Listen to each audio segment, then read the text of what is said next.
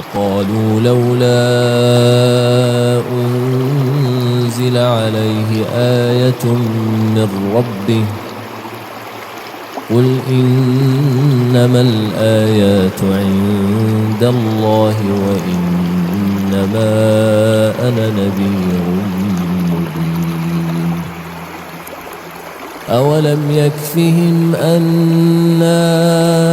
أنزلنا عليك الكتاب يتلي عليهم إن في ذلك لرحمة وذكر لقوم